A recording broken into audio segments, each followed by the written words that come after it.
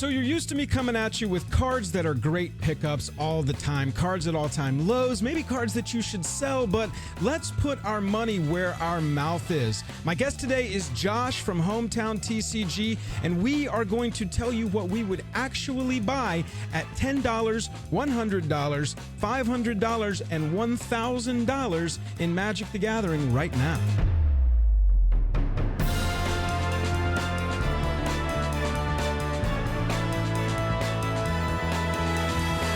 Joel on Magic is brought to you by Card Conduit, the best place to sell your cards quickly and easily on the internet. TCG Player, the best place to buy them and where you can pick up any of the cards or sealed product that we cover in this video today.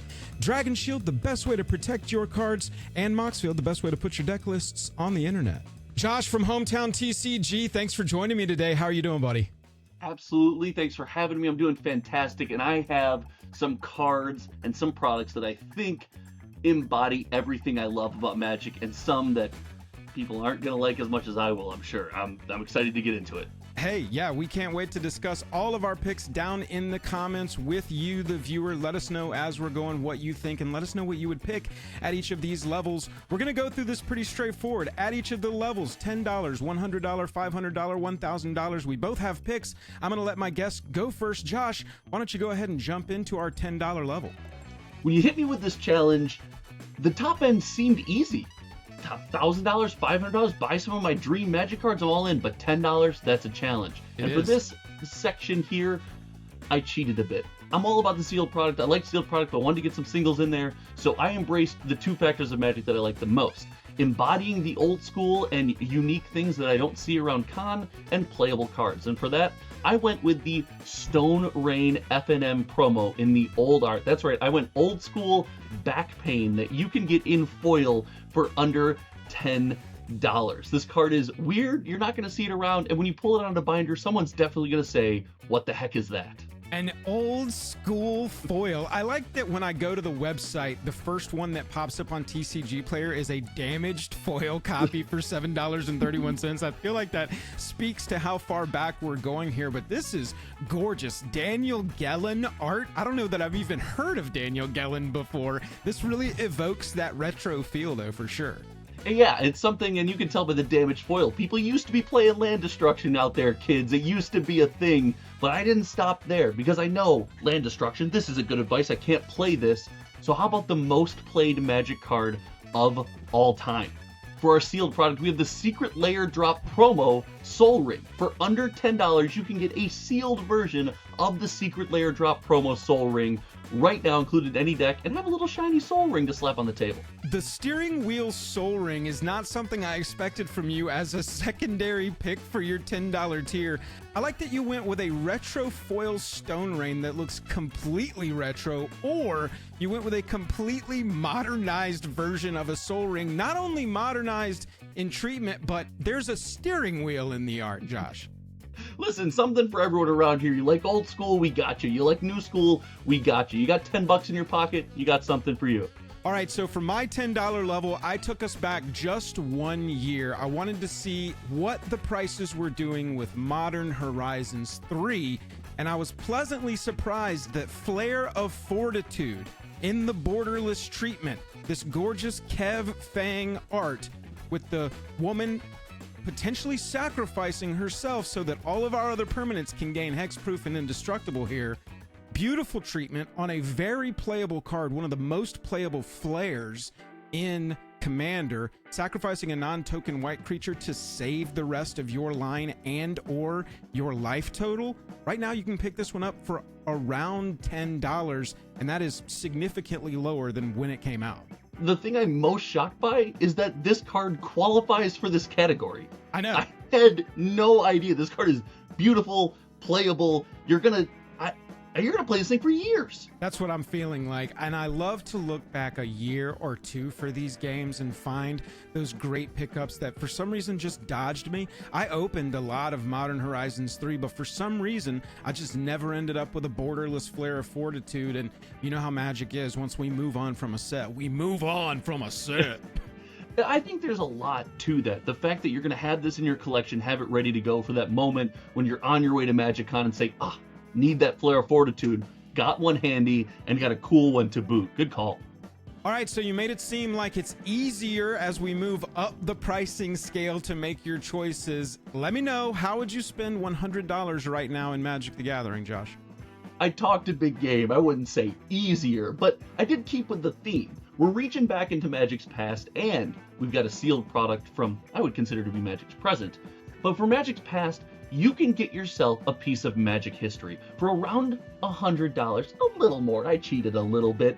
You can get an Alpha Fireball, and with all of the infinite big mana strategies out there, the opportunity to end a game of Commander with a card from Magic's first edition would just be iconic. This would be maybe your foothold into collecting old school Magic, maybe something that becomes lore around your table, but for $100 an Alpha Fireball just seems like a move.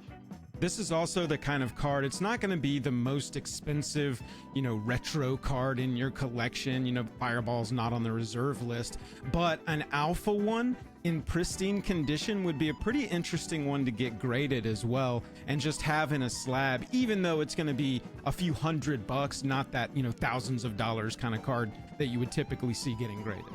For sure, and even outside of the slab, like we always say, Magic's the most played trading card game in the known universe. The ability to throw this in a deck and have some fun with a piece of Magic history was all the allure I needed. But like we talked about, I didn't stop there. I had to do more than I was supposed to. And for around $100 for you sealed product lovers, you can get a play booster of Karlov Manor.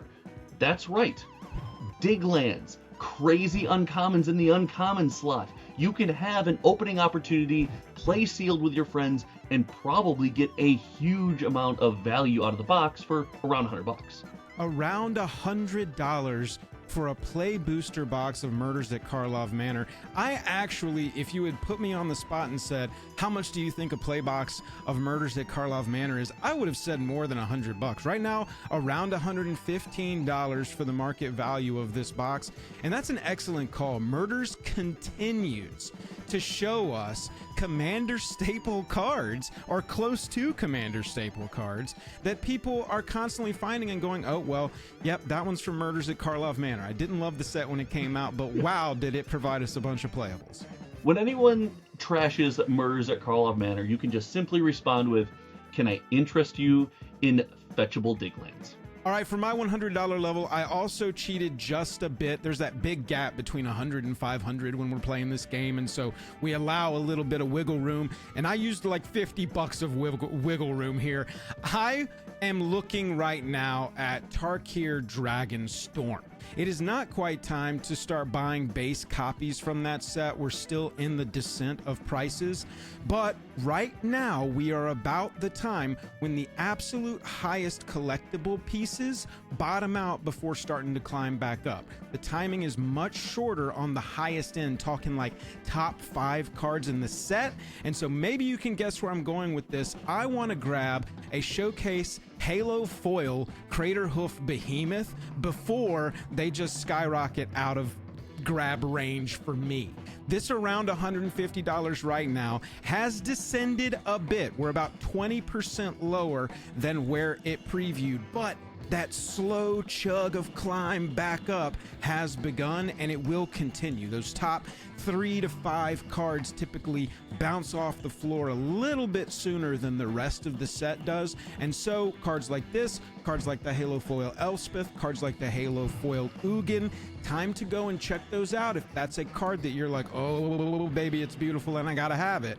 I just can picture myself slamming down Crater Hoof Behemoth in the Halo foil and still getting eye rolls because I've won with a Crater Hoof Behemoth, but I've won with a Halo foil Crater Hoof Behemoth. How mad can you really be? That embodies what I think is cool about this, which is why I wanted to do this with you so much. The idea that you can embrace the collectible aspect of it. Listen, Halo foils are beautiful cards. Gorgeous. They're ridiculous.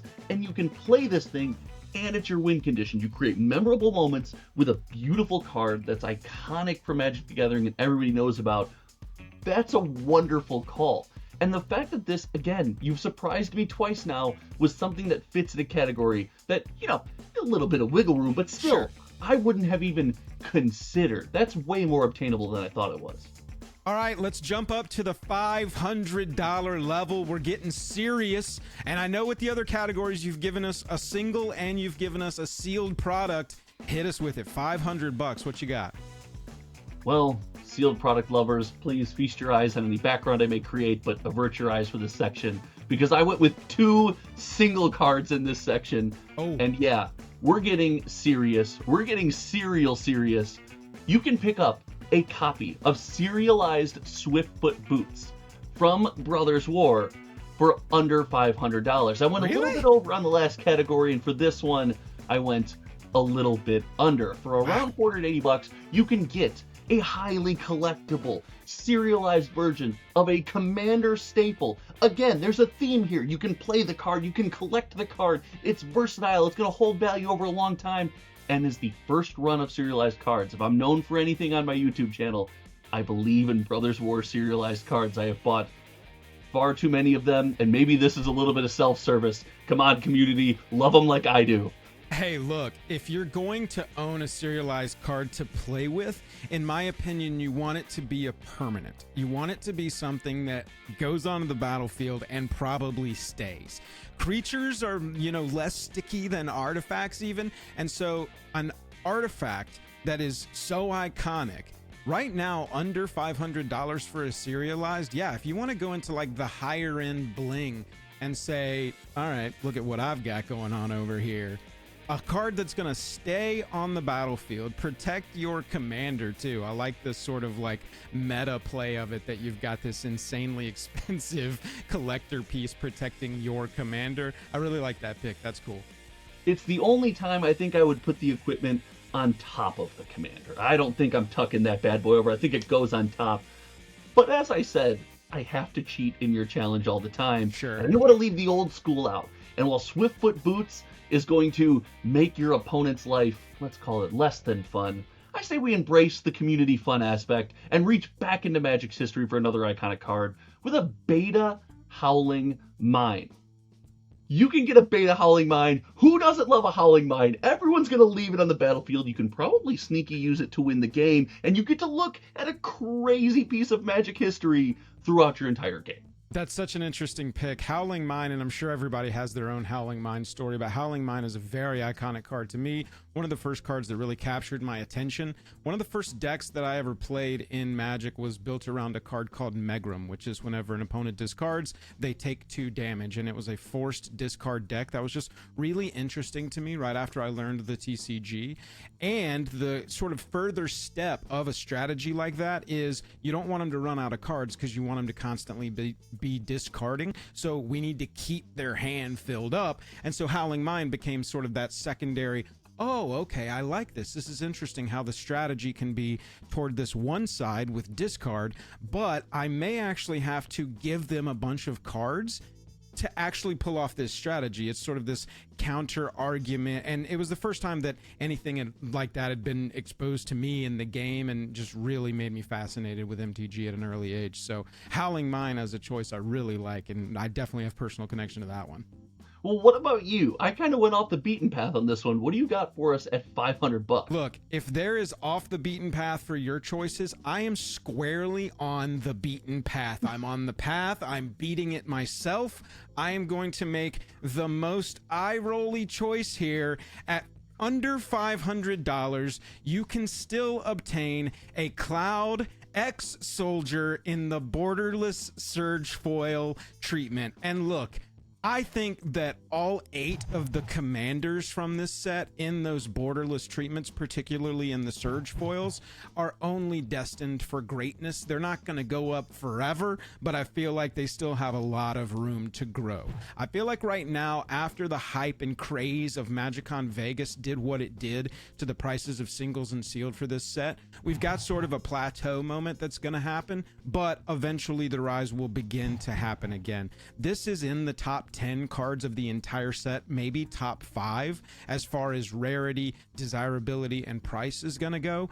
And I got a foil one at MagicCon Vegas, but if I had $500 right now just burning a hole in my pocket for Magic, I would definitely be targeting cards like Cloud X Soldier Borderless Surge foils, Y'shtola Borderless Surge foils, which is already over $500. Any of those cards, Tifa, any of the cards, Terra and Celis, any of those that are that borderless commander only available in collector box treatments. Right now, I would be collecting those because I think that they're very safe holds long term if you want to quote unquote invest in Magic, and they're just beautiful cards. They really did a great job with the art on these. I love them. They're beautiful cards, and even more than investing, you're protecting your purchase, right? You theorize that this card will hold this value, if not go up, for a long time, given not only Magic's popularity, but Final Fantasy's popularity. So, more than investing, I like the idea of you're going to have this card as long as you want it, and if you decide you don't want it one day, you got some value there to get the next thing that you truly desire. And you tapped into something that I think is undervalued in Magic. And that is, like you talked about with serialized cards, having your special versions of cards always on the battlefield, always visible.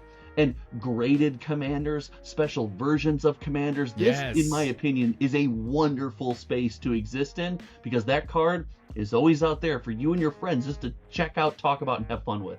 I can't believe I sat here and talked about it and didn't just pull it out and show it off. Oh yeah, look at the foil. Can't tell it's a foil in the box. What's up? A foil. That's so cool.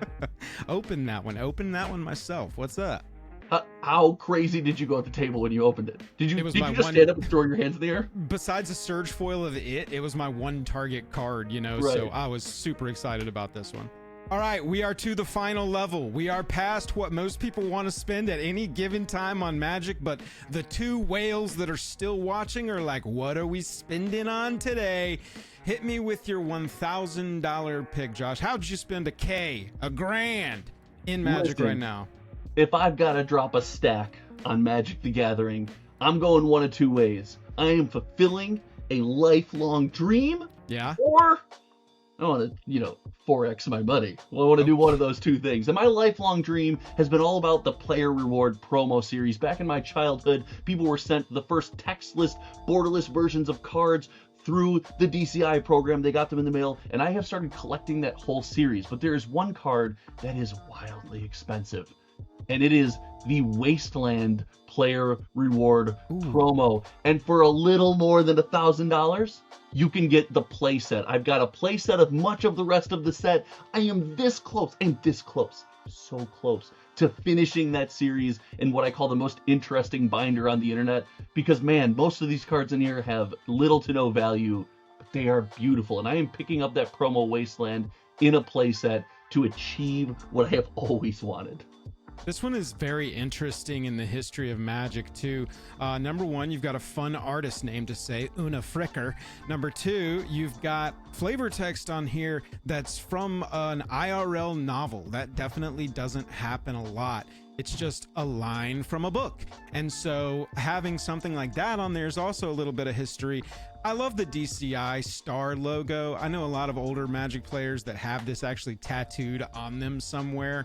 That star shooting thing that was always at the bottom of the foils there and then is above the DCI logo as it was. To all the kids, DCI, that was how they tracked us in tournaments back in the day. We had a number and we had to write our DCI number, our little, oh my God, do I have my, yes, I do. I have my old DCI number card laminated right there. Look at that. Talk about that. Yours has the art on it. Mine was just the paper one that just had the company this is logo like a on it. reissue from a few years back. This isn't even one of the OGs. That thing is long lost to time. It wasn't until, this era where I was like, I should probably laminate this and just keep it in my wallet. Don't you remember the old saying? Don't give people your DCI number, man. Don't. Oh yeah. What are you doing? You just. Oh no! Don't impersonate me. Don't go win a pro tour under my name, please. Can you imagine someone goes and wins a pro tour under your name off this video right here? I would take it, and I'd be like, "How did you do that with a DCI number? What is going on? Who let you through the system?" So you're gonna get 4 copies of Wasteland for that $1,000, all in that foil treatment. 1,100, 1,100 to 1,200. Sure, we fudge it a little bit. That's okay. Why do you need a whole playset of these? I played Magic before it was just Commander. I like playsets. They look gorgeous in binders. And while I don't pull it out often, I always keep this on me, the most interesting binder in the internet, with just the playsets of player reward promos. The Damnations are still in the packaging that they came in the mail and stuff like that. Is cool to me. And it's just always been a goal to have the ability to go to the arsenal, pull out the promos, and slap them in a deck. And to continue the theme of not following any of your rules, I went and grabbed another product because I felt weird using the top tier for only personal gain, only something that I truly have been chasing my whole life. And when it comes to value, the recent massive Magic release, the extravaganza that has been Final Fantasy, got me looking back in the past. And you can still get a Lord of the Rings collector booster box for under $1,000. Now, the special edition one, the regular collector booster box, is still under $1,000. And in my mind, that does not make sense. This product has serialized versions of the most played card in Magic's history. It's got hundreds of dollar versions of the most played card in Magic history. It's got playable staples from the common, uncommon, through the rare slot. It's an insane set, and it's going to go down in history as the first of foray, whatever, adventure into massive outside IPs. The fact that this is under $1,000 while Final Fantasy is through the roof, it's not crazy, but I do think they should be closer. And let's be clear, are you buying this to put on a shelf, or are you buying this at that level to open up?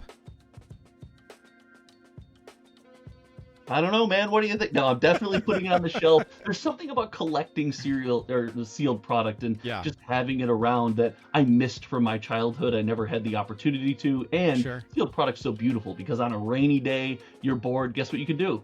Crack one of your boxes, have some fun. That's right. I like that pick. I went in a different way. Sometimes I like to pick one card. Sometimes I like to pick an entire cycle or batch of cards. And that's what I did for my $1,000 level this time out. I looked back again around a year to Outlaws of Thunder Junction, and specifically that big score bonus sheet. There were 35 cards total that had a showcase version on the big score. If you purchase one each of all of the foils in that set, it comes out to around $900 to $1,000. So you can own one each of the foils and raised foils included in this, by the way, of each of the 35 showcase cards from the big score set, and you'll just have that entire collection. That includes the Sword of Wealth and Power showcase raised foil, which is the most expensive of the batch at around $158. That includes the Vaultborn Tyrant showcase raised foil at $143. That includes the Loot the Key to Everything showcase raised foil at around $50. All 35 cards in that set. Most of them are very playable. All of them are pretty playable, and all of them in this foil. I love this showcase treatment from the big score so much, and I was kind of a fan of Thunder Junction, so this was a collection that I wanted to have each card from, especially those raised foils, because they just look so sweet. Can I tell you, this is a Thunder Junction believer video. That opening experience was so fun, and the fact that you've incorporated something, again, that I think is just not as loved as it needs to be in set collecting. You know, same thing with my player rewards promos. You see a set of cards, you love them, you want the entire run of cards to put in a binder, show off, play when you can. That is a great call. Can I tell you, the price of the sword surprised me. Again, you have done a great job of finding value here in things that I didn't think would fit in these different categories. That's a really cool run and something I never considered. Can I ask you, would you finish the set if you got these cards? If you went and pulled the trigger on this, would you just go ahead and finish Thunder Junction? Probably so. I do the collection challenges pretty frequently. I actually just collected all of Final Fantasy in Vegas, the entire draft set. I collected in about 5.5 hours there on the show floor. So I'm really excited for that video coming soon. But yeah, most likely, because this is going to be one of the harder, sets within a set of that so-called entire set to collect. And right now, it's just it's a little far enough out of mind for players that raised foil showcase Sword of Wealth and Power we were just talking about has dropped 35% over the last year. It was over $240 this time exactly last year, and now it's sitting at around $150. And so I think it's a good time to start looking at last year's cards, and like I said, it's a good time to start looking at the more recent sets, Tarkir, Foundations, Duskmourn, for the most highly collectible pieces, to make sure you want to grab those before you move on. Well, look at us. Look at us. We got Beta Howling Mine, Alpha Fireball, Outlaws of Thunder Junction, both of us reaching into Magic's history. It feels like there's been so many sets between now and then that Outlaws of Thunder Junction and Beta are the same distance from us. I love the different takes on this episode. Josh, I appreciate you joining me in this one. Let the people know where they can find you. You guys can find me at youtube.com/HometownTCG, where I make videos a couple times a week focusing on the value of products, oddly, and how consumers can get more bang for their buck. We track a lot of data, we have a lot of fun, and I gotta tell you, it's been an absolute pleasure. Thank you so much for having me. I am going to revise this challenge on my own because you gave me some ideas. I appreciate that. Heck yeah. Go check out Hometown TCG. Support me in all the ways you want to. Hit that like button, hit that subscribe button. If you like this video, it tells me to make more, and we'll catch you in the next one.